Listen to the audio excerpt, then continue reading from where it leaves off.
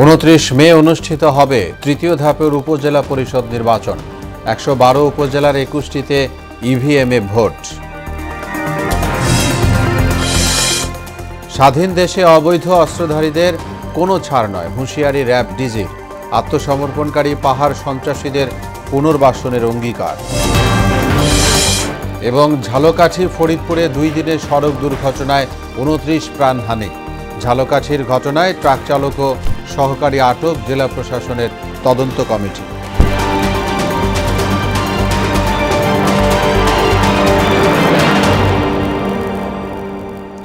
আসসালামু আলাইকুম। আমন্ত্রণ মোহনা সংবাদে এতক্ষণ শুনছিলেন শিরোনাম। আপনাদের সঙ্গে আছি মোহাম্মদ ওয়ালিউল্লাহ। এবার বিস্তারিত। ঐতিহাসিক মুজিবনগর দিবস উপলক্ষে জাতির পিতা বঙ্গবন্ধু শেখ মুজিবুর রহমানকে শ্রদ্ধা জানিয়েছেন প্রধানমন্ত্রী শেখ হাসিনা। বুধবার ধানমন্ডি 32 নম্বরে বঙ্গবন্ধুর প্রতিকৃতিতে পুষ্পস্তবক অর্পণের পর কিছুক্ষণ নীরবে দাঁড়িয়ে থাকেন তিনি। প্রধানমন্ত্রীর শ্রদ্ধা নিবেদন শেষে আওয়ামী লীগ ও সহযোগী সংগঠনের নেতাকর্মীরা বঙ্গবন্ধুর প্রতিকৃতিতে শ্রদ্ধা নিবেদন করেন। শ্রদ্ধা শেষে দলের সাধারণ সম্পাদক ওবায়দুল কাদের বলেন, বিজয় সুসংহত করার পথে প্রধান অন্তরায় হচ্ছে বিএনপির মতো সাম্প্রদায়িক শক্তি। এই অপশক্তিকে মুক্তিযুদ্ধের চেতনায় প্রতিহত করতে হবে। বিএনপি সহ স্বাধীনতা বিরোধী সন্ত্রাসী শক্তি সকল অপশক্তিকে, যারা আমাদের বিজয়কে সংহত করার পথে প্রতিবন্ধক, এদের আমরা পরাজিত করব। আমাদের লড়াইকে আমরা এগিয়ে নিয়ে যাব। মধ্যপ্রাচ্যের যুদ্ধাবস্থা দীর্ঘমেয়াদী হলে জ্বালানি তেলের মূল্যসহ বিভিন্ন বিষয় কিভাবে মোকাবেলা করা হবে তার প্রস্তুতি নিতে বলেছেন প্রধানমন্ত্রী শেখ হাসিনা। সচিবালয়ে মন্ত্রিপরিষদ সচিব মাহবুব হোসেন সাংবাদিকদের এমন তথ্য দিয়েছেন। এর আগে প্রধানমন্ত্রীর কার্যালয়ে প্রধানমন্ত্রী শেখ হাসিনার সভাপতিত্বে মন্ত্রিসভার বৈঠক অনুষ্ঠিত হয়। এতে দীর্ঘদিন ধরে চলমান প্রকল্প দ্রুত বাস্তবায়ন করতে বা কেন বাস্তবায়ন করা যাচ্ছে না তা মন্ত্রিসভাকে জানাতে নির্দেশ দিয়েছেন প্রধানমন্ত্রী। সভায় মহেশখালী সমন্বিত উন্নয়ন কর্তৃপক্ষ আইন 2024-এর খসড়ায় নীতিগত অনুমোদন দেওয়া হয়।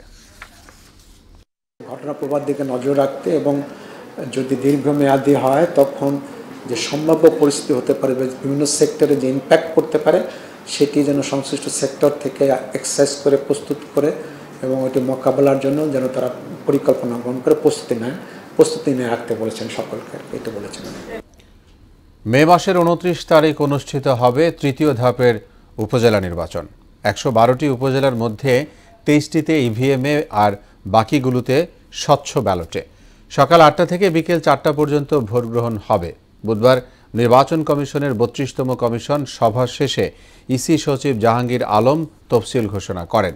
নির্বাচনকে গ্রহণযোগ্য করতে কমিশনের নেওয়া পদক্ষেপ সময়ের সঙ্গে দৃশ্যমান হবে বলেও দাবি করেছেন তিনি। মনোনয়নপত্র দাখিলের শেষ তারিখ 2রা মে বৃহস্পতিবার।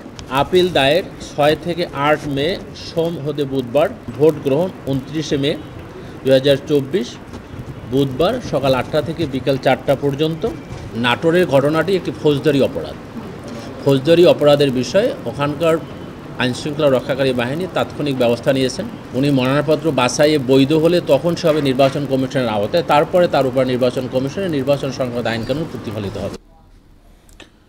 স্বাধীন দেশে অবৈধ অস্ত্রধারীদের কোনো ছাড় দেওয়া হবে না বলে জানিয়েছেন র্যাব মহাপরিচালক এম খুরশিদ হোসেন। পাহাড়ের সংগঠন কুকি চীনের সন্ত্রাসী কর্মকাণ্ডের বিরুদ্ধে অভিযান প্রসঙ্গে বলেন, যারা বিপথে গেছে তারা আত্মসমর্পণ করলে পুনর্বাসনের সুযোগ দেয়া হবে। বুধবার বিকেলে বান্দরবান সার্কিট হাউসে প্রশাসনের ঊর্ধ্বতন কর্মকর্তাদের সাথে মতবিনিময়কালে তিনি এসব কথা বলেন। যারা বিপথে গেছে তারা নিশ্চয়ই ভুল বুঝতে পারবে বলেও আশা জানান। তারা যতক্ষণ শান্তির পথে না আসবে ততক্ষণ পর্যন্ত অভিযান অব্যাহত থাকবে বলেও জানান র্যাব মহাপরিচালক। বাংলাদেশে, স্বাধীন দেশে, বঙ্গবন্ধু বাংলাদেশে কোনো সশস্ত্র সংগঠন, অবৈধ সংগঠন থাকবে না। এটা শেষ না পর্যন্ত আমাদের অপারেশন অব্যাহত থাকবে এবং চলবে।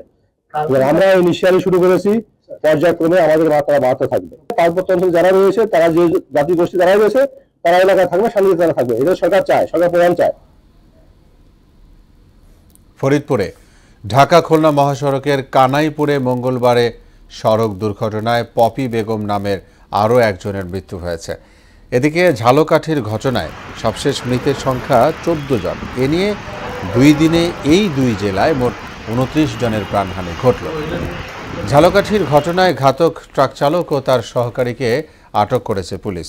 বুধবার বিকেলে ঝালকাঠি গোয়েন্দা শাখার পুলিশ সদরের ছত্রকান্দা থেকে তাদের আটক করা হয়। ঝালকাঠির পুলিশ সুপার আফজারুল হক টুটুল এ তথ্য নিশ্চিত করেছেন। আটকরা হলেন চাপা দেয়া ট্রাকের চালক আল আমিন ও তার সহকারী নাজমুল। আল আমিন ঝালকাঠি সদর উপজেলার বাসিন্দা আর নাজমুলের বাড়ি খুলনায়। এই দুর্ঘটনায় তদন্তে 4 সদস্যের কমিটি গঠন করেছে জেলা প্রশাসন। মূলধন সংকট, তারল্য ঘাটতি আর উচ্চমাত্রার ঋণ খেলাপিতে ভুগছে অধিকাংশ ব্যাংক। এ দৈন্যদশা উত্তরণে একীভূতকরণের আলোচনাও জোরে সোরেই চলছে। এমন অবস্থায় বেসিক ব্যাংক সহ 5টি ব্যাংক একীভূতকরণ হচ্ছে। অর্থনীতিবিদরা বলছেন, একীভূতকরণ শুধু একটি পদক্ষেপ। দুর্বলতা কাটাতে দরকার আধুনিক পলিসি। আর সমস্যা উত্তরণে মুদ্রানীতি সংকোচনের বিকল্প দেখছে না সাবেক গভর্নর আতিউর রহমান। মনিরুল ইসলামের রিপোর্ট। কয়েক মাস ধরে ঋণ খেলাপিতে নিমজ্জিত ব্যাংকগুলোকে একীভূতকরণের আলোচনা চলছে জোরে সোরেই। সম্প্রতি বাংলাদেশ ব্যাংকের আর্থিক প্রতিবেদনে উঠে আসে ব্যাংক খাতের সার্বিক চিত্রপট। ব্যাংক খাতে অনিশ্চয়তা থাকার মানে হলো যে এখানকার যে লক্ষ লক্ষ আমানতকারী, তাদের একটা চিন্তা, এবং একই সঙ্গে যারা বিনিয়োগকারী রয়েছেন তাদেরও একটা বড় রকমের চিন্তা। আর্থিক খাতের নিয়ন্ত্রক প্রতিষ্ঠান বাংলাদেশ ব্যাংকের প্রতিবেদন বলছে, বর্তমানে রেড জোনে রয়েছে 9টি তফসিলি ব্যাংক, ইয়েলো জোনে রয়েছে 29 আর গ্রিন জোন অর্থাৎ মোটামুটি সন্তোষজনক অবস্থানে রয়েছে 16টি ব্যাংক। ব্যাংক খাতের এমন দুর্দশা নিরসনে বাংলাদেশ ব্যাংকও নড়ে চড়ে বসেছে। গ্রাহকদের আস্থা ফেরাতে সকল ব্যাংকে সতর্ক বার্তা প্রেরণ করে কেন্দ্রীয় ব্যাংক। ব্যাংক একীভূতকরণের প্রজ্ঞাপনে আইন প্রতিপালনে উদ্যোগী হওয়ার নির্দেশনাও দেওয়া হয়। আর পরিস্থিতি বিবেচনায় বেসিক, পদ্মা, ন্যাশনাল ব্যাংক সহ বাংলাদেশ ডেভেলপমেন্ট ব্যাংক, রাজশাহী কৃষি উন্নয়ন ব্যাংক একীভূতকরণের প্রাথমিক সিদ্ধান্ত নেয় বাংলাদেশ ব্যাংক। তবে কেন্দ্রীয় ব্যাংক বলছে, আপাতত এর বাইরে আর কোনো ব্যাংক একীভূতকরণ হচ্ছে না। অর্থনীতিবিদ মাহফুজ কবির বলছেন, কয়েকটি ব্যাংক একীভূতকরণই যথেষ্ট নয়। আমানতকারীদের আস্থা ফেরাতে দুর্বল জায়গা ধরে কাজ করতে হবে। আলটিমেটলি আমাদের যে ব্যাংকগুলোর দুর্বলতা, সেই দুর্বলতা কিন্তু কাটছে না। এখন একটা ব্যাংক একীভূত হয়ে গেছে আরেকটা ব্যাংকের সঙ্গে, এটা কিন্তু মাত্র একটা ইনস্ট্যান্স দেখলাম আমরা। কিন্তু অন্য যে দুর্বল ব্যাংকগুলো, তাদের দিক থেকেও কিন্তু আমরা সেরকম সাড়া পাচ্ছি না। তারা কোন দিকে যাবে, কার সঙ্গে যাবে, তো এই আলাপ আলোচনা বা সমঝোতাও হচ্ছে না। তো সব মিলে পুরো ব্যাংক খাতটা একটা অনিশ্চয়তার মধ্যে পড়ে গেছে। যে ব্যাংকগুলো রয়েছে, সেই ব্যাংকগুলো আসলে ভবিষ্যৎ কি হবে, সেটাও একটা বড় রকমের আতঙ্কের বিষয়। আর ব্যাংক খাতে আস্থা ফেরাতে মুদ্রানীতি সংকোচন করার পরামর্শ দিয়েছেন সাবেক গভর্নর ডক্টর আতিউর রহমান। মূল্যস্ফীতি কমাতে হলে পরে অনেকগুলো পলিসি একসঙ্গে নিতে হয়, এবং প্রধানত কনভেনশনাল যেটা উপায়, সেটি হলো মনিটারি পলিসিটাকে সংকোচনমূলক করা, অর্থাৎ মুদ্রানীতিকে সংকোচন করা, বাজার থেকে মুদ্রা সরবরাহ তুলে নেওয়া, যাতে করে বেশি টাকা বাজারে যাতে না থাকে, মানুষের চাহিদা কমিয়ে ফেলা। এই নীতি গ্রহণ করে শ্রীলঙ্কা তাদের ভঙ্গুর অর্থনীতিকে অল্প দিনেই সবল করতে পেরেছে বলেও জানান তিনি। অনেক দেশই এটা করেছে, এমনকি শ্রীলঙ্কা এটা ব্যবহার করে তাদের মূল্যস্ফীতি অনেকটা কমিয়ে এনেছে, 40% থেকে এখন 4% নামিয়ে এনেছে। মনিরুল ইসলাম, মোহনা সংবাদ, ঢাকা। ঢাকা মহানগর উত্তর আওয়ামী লীগ সাধারণ সম্পাদক এস.এম. মান্নান কোচির মা জাহানারা বেগম ইন্তেকাল করেছেন। বুধবার বিকেলে রাজধানীর একটি বেসরকারি হাসপাতালে বার্ধক্যজনিত কারণে তিনি ইন্তেকাল করেন।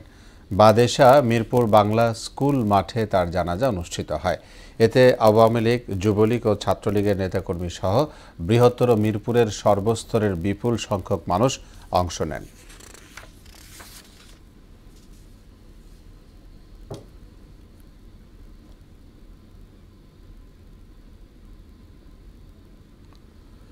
মাদক মামলার সঙ্গে মানি লন্ডারিং ইস্যুতে 10 গডফাদারকে চিহ্নিত করেছে সিআইডি। বাজেয়াপ্ত করা হয়েছে তাদের স্থাবর অস্থাবর সম্পত্তি। মাদকের ভয়াবহ বিস্তারের সঙ্গে সংশ্লিষ্টতা পাওয়া গেছে টেকনাফের সাবেক এমপি আব্দুর রহমান বদির 2 ভাইয়েরও। বুধবার সিআইডি কার্যালয়ে এক সংবাদ সম্মেলনে এসব তথ্য জানান সংস্থাটির প্রধান মোহাম্মদ আলী মিয়া। আয় রোজগারবিহীন কিছু মানুষ হঠাৎ গাড়ি বাড়ির মালিক হওয়ার বিষয়টিও সিআইডির নজরদারিতে আছে বলে জানান তিনি। ইমদাদুল হক খানের রিপোর্ট। এবার সিআইডির জালে ধরা পড়ল মাদক ব্যবসার 10 গডফাদার। শুধু তাই নয়, মানি লন্ডারিং এর সঙ্গেও পাওয়া গেছে এদের সংশ্লিষ্টতা।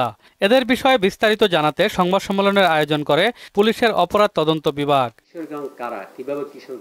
এ সময় সিআইডি প্রধান বলেন, 35টি মামলা তদন্ত করে মাদক মামলার গডফাদারদের অবৈধভাবে অর্জিত অর্থসহ বিভিন্ন স্থাবর ও অস্থাবর সম্পত্তির সন্ধান পায় সিআইডি। এসব মামলায় অবৈধভাবে অর্জিত অর্থের পরিমাণ 250 কোটি টাকা। 35টি মামলার গডফাদারদের আমরা অ্যারেস্ট করতে সক্ষম হয়েছি, তাদের আইনের আওতায় আনতে সক্ষম হয়েছি। শুধু তাই নয়, তাদের ব্যাংক অ্যাকাউন্ট আমরা ফ্রিজ করেছি, তাদের স্থাবর সম্পত্তি, বাড়ি, গাড়ি, জমি এগুলি আমরা ফ্রিজ করেছি। সিআইডি প্রধান বলেন, মাদক মামলার মানি লন্ডারিং সংক্রান্ত বিষয়ে তদন্ত করতে গিয়ে টেকনাফের সাবেক এমপি আব্দুর রহমান বদির 2 ভাই আমিনুর রহমান ও আব্দুস শুক্কুরের সংশ্লিষ্টতা পাওয়া গেছে। আব্দুস শুক্কুর এবং আমিনুর রহমান এই দুইজন সম্ভবত তার ভাই, তার অনুসারীও আছে এবং তার ভাইরাও আছে, তাদের কিন্তু আমরা আইনের আওতায় নিয়ে আসি। মাদক ব্যবসায় যারা অবৈধভাবে সম্পদ ও অর্থবিত্তের মালিক হয়েছেন, তাদের অবৈধ সম্পদ আইনি প্রক্রিয়ায় সরকারি কোষাগারে চলে যাবে বলেও মন্তব্য করেন সিআইডি প্রধান। ইনকামের কোনো সোর্স নাই, বিল্ডিং হচ্ছে, গাড়ি হচ্ছে, বাড়ি হচ্ছে, লাইফস্টাইল চেঞ্জ হচ্ছে, এগুলি আপনাদের দৃষ্টিতে আসার সাথে সাথে আমাদের জানান। ইমদাদুল হক খান, মোহনা সংবাদ, ঢাকা। খেলার খবর। আইপিএল থেকে মুস্তাফিজের শেখার কিছু নেই বলে জানিয়েছেন ক্রিকেট অপারেশনসের চেয়ারম্যান ও বিসিবি পরিচালক জালাল ইউনুস। বাংলাদেশ ক্রিকেট বোর্ড বিসিবিতে সাংবাদিকদের সঙ্গে আলাপকালে জালাল ইউনুস আরও বলেছেন, ছুটি কাটিয়ে খুব দ্রুতই বাংলাদেশ দলের সঙ্গে যোগ দিবেন প্রধান কোচ চন্দ্রিকা হাথুরুসিংহে সিংহে। বাংলাদেশে আর ফিরছেন না হাথুরুসিংহে, এমন গুঞ্জন ওঠার পরই তা সামাজিক যোগাযোগ মাধ্যমে আগুনের মতো ছড়িয়ে পড়ে। এ ছিল এখনকার মতো সংবাদ। শেষ করব তার আগে শিরোনামগুলো জানাবো আরও একবার।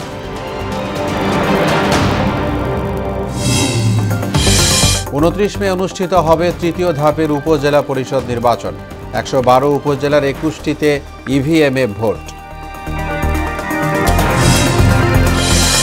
স্বাধীন দেশে অবৈধ অস্ত্রধারীদের কোনো ছাড় নয়, হুঁশিয়ারি র্যাব ডিজি। আত্মসমর্পণকারী পাহাড় সন্ত্রাসীদের পুনর্বাসনের অঙ্গীকার।